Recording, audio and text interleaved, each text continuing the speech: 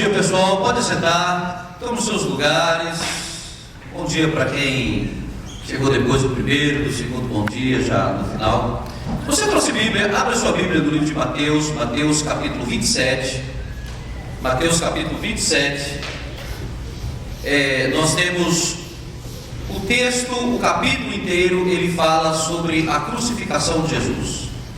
E nesses últimos dias, nesses últimos domingos, nós estamos pregando sobre aquele momento especial de Jesus lá na cruz, quando Jesus, na crucificação, fala as suas últimas palavras e deixa para nós as suas últimas mensagens. Tá bom? Eu não sei se você consegue acompanhar, consegue ler, mas Jesus, ao morrer, ele morreu de forma absolutamente diferente de todas aquelas outras pessoas que a gente observa na sua morte.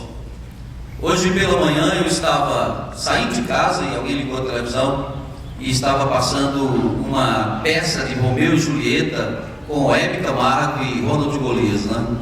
Eu que nunca fui fã de Golias, nunca gostei muito do estilo de piada, aquelas questões dele. Hoje ele falou uma coisa que me chamou muito a atenção. Quando ele está dramatizando a peça de Romeu e Julieta, ele brinca com Hebe e fala assim: para que você foi morrer? Morte é coisa séria. Morte é coisa séria, não é motivo, não é coisa para gente brincar. Jesus é o mais fascinante personagem da história. Jesus é o personagem mais fascinante da história. Ninguém nasceu como ele nasceu, ninguém ensinou que ele ensinou, ninguém fez as obras que ele fez, ninguém morreu como ele morreu, ninguém ressuscitou como ele ressuscitou, ninguém derrama o seu Espírito sobre a sua igreja, sobre aqueles que são seus discípulos como ele derrama. Ninguém. Quando Jesus estava morrendo, Jesus pronunciou 7 falas, 7 palavras, ou chamadas, eu prefiro chamar as 7 falas da cruz. Em cada uma dessas falas da cruz, Jesus deu para a humanidade preciosas orientações sobre a vida presente e sobre a vida eterna. No primeiro momento, quando Jesus estava na cruz, quando Jesus estava vivendo aquele momento da cruz, Jesus olhou para aqueles que o maltratavam, para aqueles que eram os seus algozes, e ao olhar para eles, Jesus faz uma oração, que é a primeira fala da cruz. Qual foi? Pai, perdoa-lhes, porque eles não sabem o que fazem. Muito bem. Quando Jesus falou a primeira fala, alguém ouviu, algumas pessoas ouviram. Mas uma pessoa que ouviu a primeira fala de Jesus e prestou muita atenção nesse momento em que Jesus falou, foram aqueles 2 homens que estavam também sendo crucificados com Jesus. E um daqueles homens que estava sendo crucificado com Jesus, naquele instante fez um pedido. Qual foi o pedido? Senhor, lembra-te de mim quando entrares no teu reino. E aí Jesus falou pela segunda vez. Qual foi a fala de Jesus? Hoje mesmo estarás comigo no paraíso. Nesse momento houve um pequeno intervalo e permitiram os soldados, o centurião, aquelas pessoas que estavam ali, permitiram que a mãe de Jesus, que a família de Jesus se aproximasse. E se aproximaram mais da cruz 2 pessoas para conversar com Jesus: a mãe e João Batista, o discípulo amado. Quando eles chegaram ao pé da cruz, talvez ali numa perspectiva de consolar, de trazer consolo, Jesus fala para Maria: mulher, eis aí o teu filho, filho, eis aí a tua mãe. E esta é a terceira fala da cruz. Depois da terceira fala da cruz, o que foi que aconteceu? Aconteceu o grande momento de trevas. Entre a terceira fala e a quarta fala, existe um intervalo de pelo menos 3 horas. Existe um intervalo de pelo menos 3 horas. Ou seja, durante 3 horas, diz a palavra de Deus, que houve trevas, houve escuridão, houve algo como nunca se havia acontecido antes. Momento muito difícil. Eu penso que quando Jesus falou com Maria e falou com João, já estava sendo preparado aquele momento ali de morte. Está chegando o final da morte. E durante essas 3 horas de trevas, existem algumas características desse momento da crucificação. E quando a crucificação começava, era aquele verdadeiro festival das pessoas seguindo. As pessoas seguiam, queriam ver quem era. Alguns para rir, alguns por vingança, outros por gozação. A crucificação era um espetáculo de julgamento, justiçamento, um espetáculo triste para muita gente.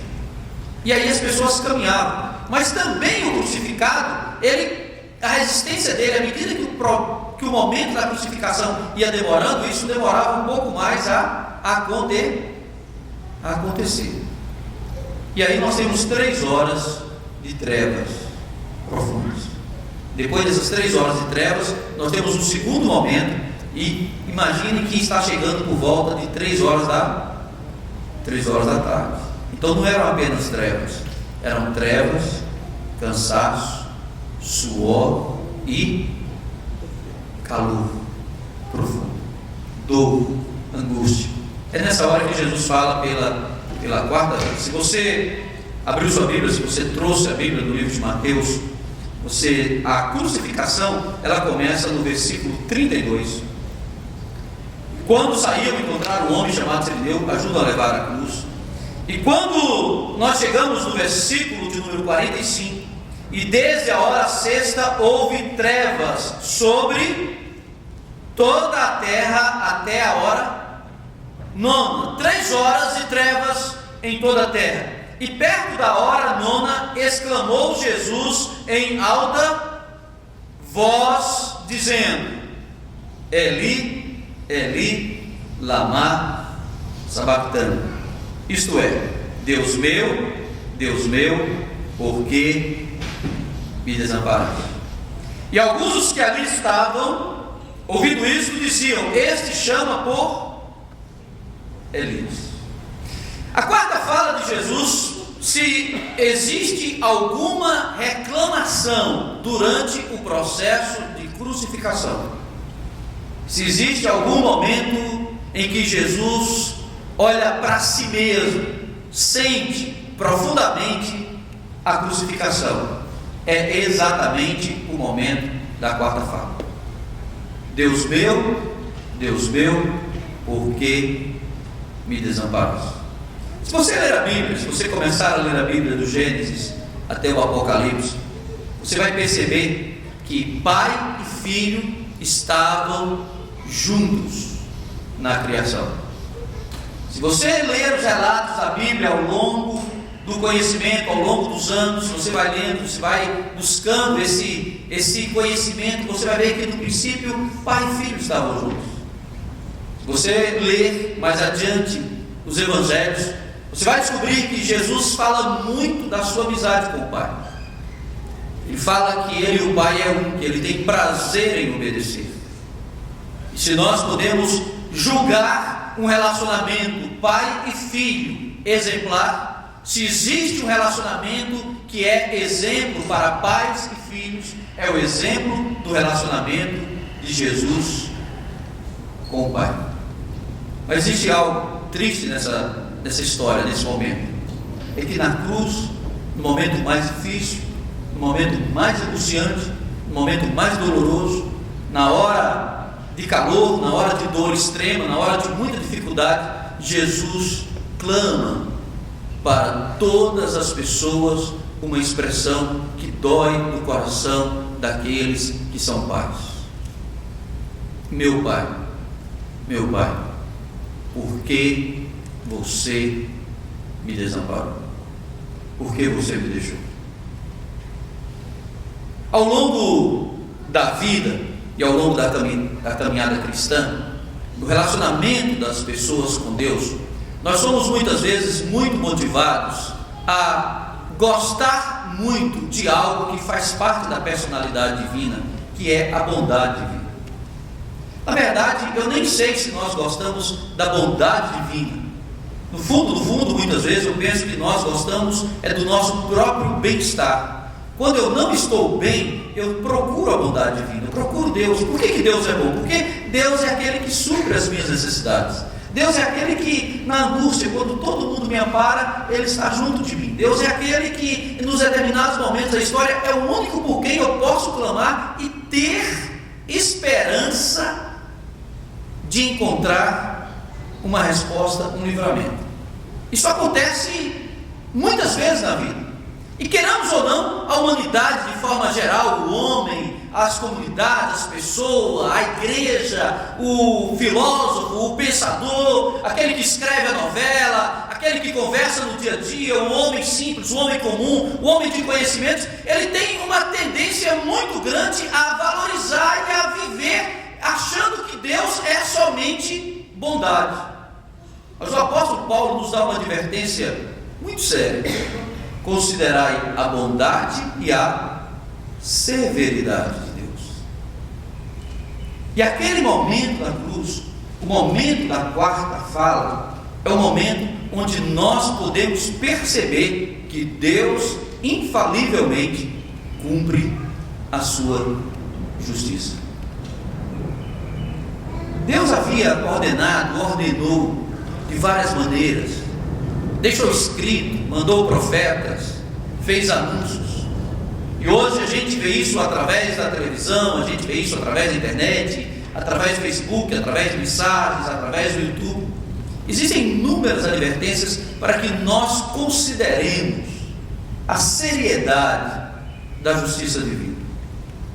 E quando nós olhamos para a cruz, Jesus, no seu exemplo de filho, Jesus, no seu exemplo maior, Jesus, no seu exemplo de profeta, ele deixa para todos nós a advertência de que nós não podemos jamais nos esquecer de que Deus é justo em todos os seus caminhos. E Ele é justo na execução de cobrar a quebra da sua lei.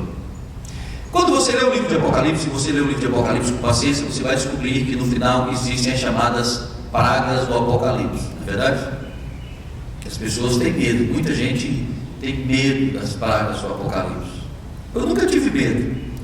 Talvez, se chegar lá a época, não sei se nós estivermos vivos, talvez eu possa ter medo. Porque quando você vai lendo as pragas do Apocalipse, você vê que Deus vai executando juízos sobre a terra. E muitas vezes os anjos cantam no céu dizendo: justo és, Senhor, justo és em todos os teus caminhos, justo és, Senhor, em todas as tuas obras, porque muitos desses homens derramaram o sangue dos justos, agora o Senhor vai dar a eles sangues a beber. Se você observar o relacionamento de Deus no Apocalipse, ele não é só um relacionamento de ira, mas ele é, acima de tudo, um relacionamento de justiça. Deus executa a sua justiça, Deus cobra de cada um a sua sentença. E quando Jesus está na cruz, quando Jesus está sendo crucificado, quando Jesus está vivendo o calor, a dor, o sofrimento, alguém poderia dizer assim: mas Deus devia pelo menos ir e visitar a cruz e passar um lencinho na testa de Jesus, pelo menos dar o calmante, dar alguma coisa para aliviar a dor. E no momento mais crucial, no momento mais difícil daquele instante da vida de Jesus, Jesus mostra que o Pai o abandonou. E como nós estamos estudando as palavras de Jesus nos últimos domingos, não sei quem se lembra, e uma das mensagens teve a ver com isso, que as palavras de Jesus são o quê? São verdadeiras. Não tem momento na cruz, esse momento da cruz não é momento para alegorizar, não é momento para dissimular, não é momento para enganar, não é momento teatral. Nós não estamos vivendo um teatro na cruz. Não é uma brincadeira. São 3 horas da tarde, lágrimas, suor, cansaço, fadiga. E ainda que seja por um momento, Deus abandona o seu filho para dar uma grande mensagem, para dar um grande exemplo, para deixar para a humanidade uma grande lição de vida, que Deus é justo e Ele executará a sua justiça sobre todos os homens. Os julgamentos dos homens, nós não temos certeza se eles são verdadeiros.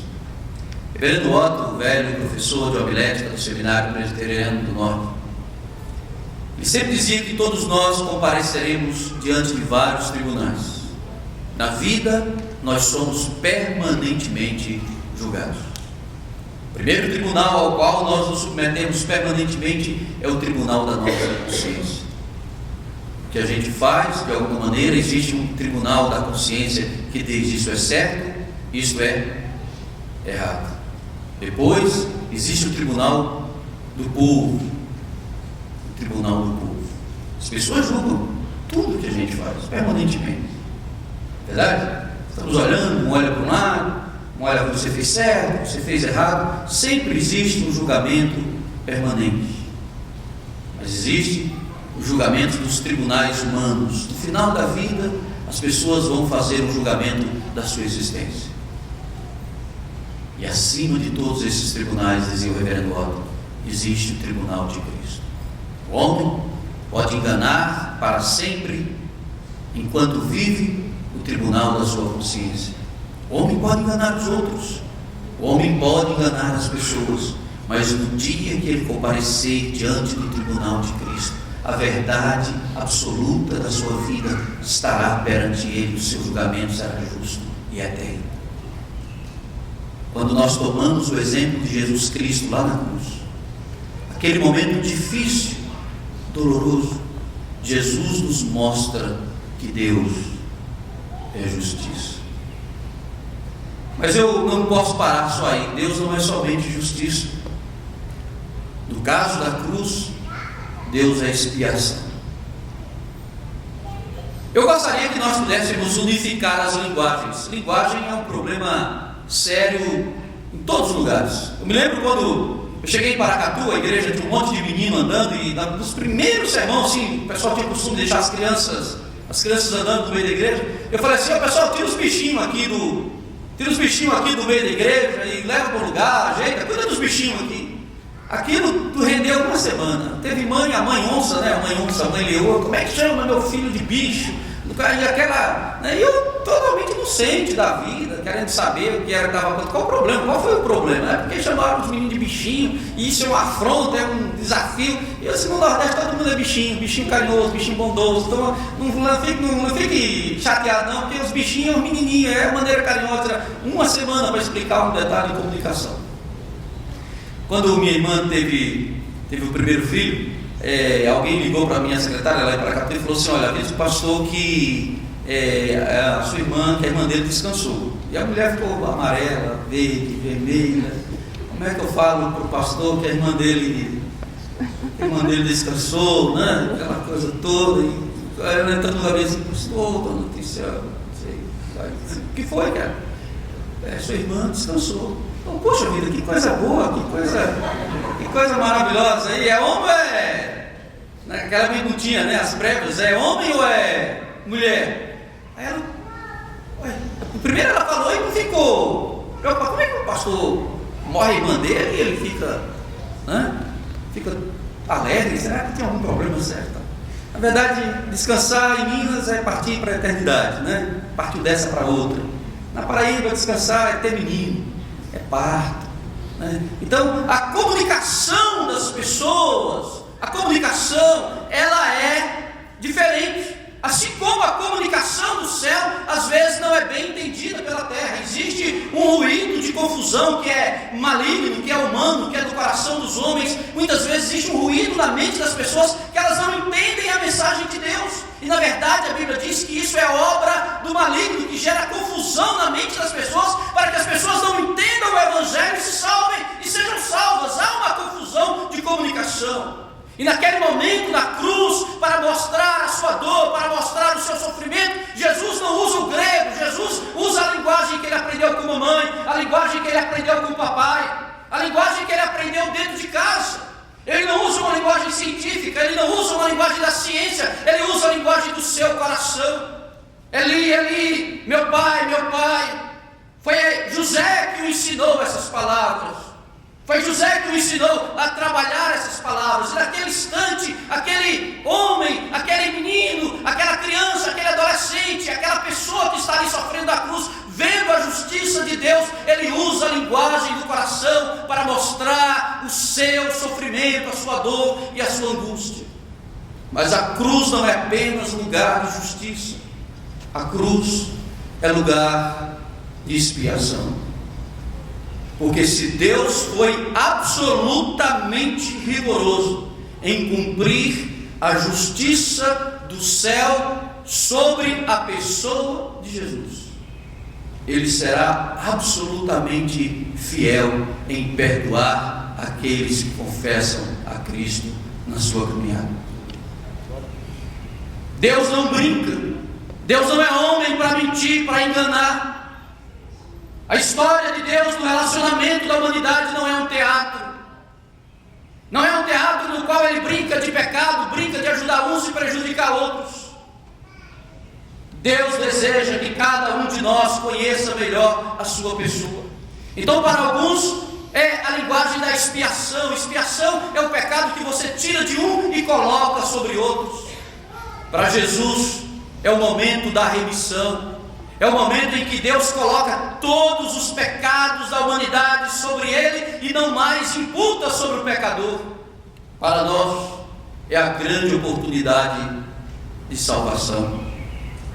Que Deus nos dê a visão de que quando Jesus foi julgado na cruz com o máximo rigor da justiça celeste, eu fui absolvido para sempre com o máximo de amor que pertence ao Evangelho.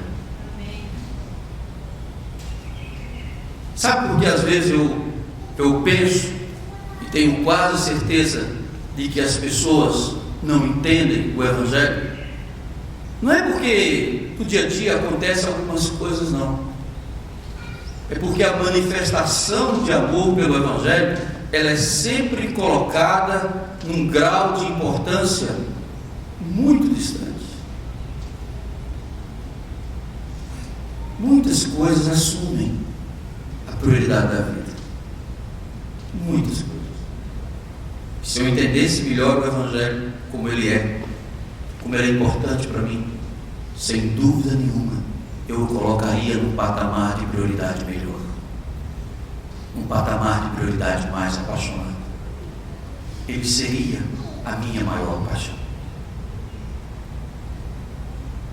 Eu quero terminar essa palavra nessa manhã. Eu quero terminar essa palavra nessa manhã dizendo o seguinte: quando nós tomamos a quarta fala de Jesus, nós aprendemos que Jesus na cruz fala pela quarta vez, e ao falar pela quarta vez, ele transmite para nós uma grande mensagem.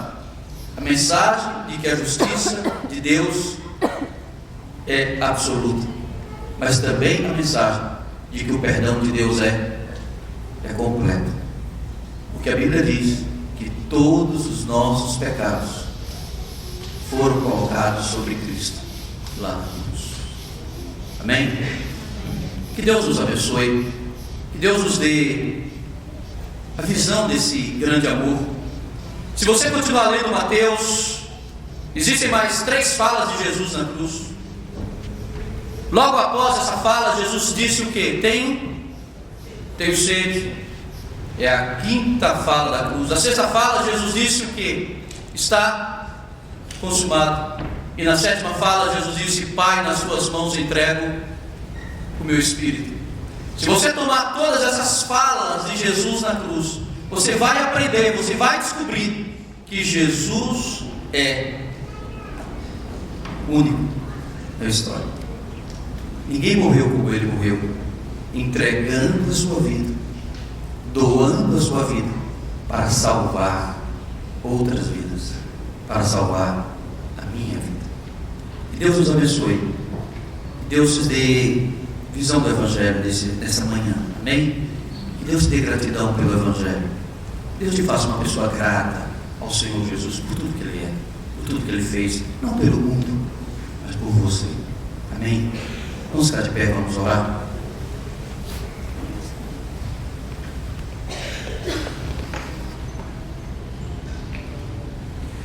Querido Deus, muito obrigado, Pai, por esse dia. Muito obrigado, Senhor, por esta manhã. Obrigado por tudo, Senhor, que o Senhor tem feito. Obrigado, Deus, pela palavra da cruz. Obrigado pela palavra de Cristo. Coloca-nos, ó Deus, diante do Teu altar, diante da Tua presença. Faz-nos, ó Deus, se amar. Faz-nos, ó Deus, buscar a Tua face. Faz-nos, ó Deus, responder ao Teu Evangelho com amor, com paixão, com carinho. Porque a Tua justiça se cumpre plenamente, Deus, em Cristo Jesus. Mas o Teu amor é afirmativo de que nele nós temos perdão absoluto e completo. No nome de Jesus, ó Pai, abençoa-nos nesse dia. Dá-nos Tua presença e Tua companhia. Nós oramos hoje e sempre. Amém, amém, amém. Poder estar.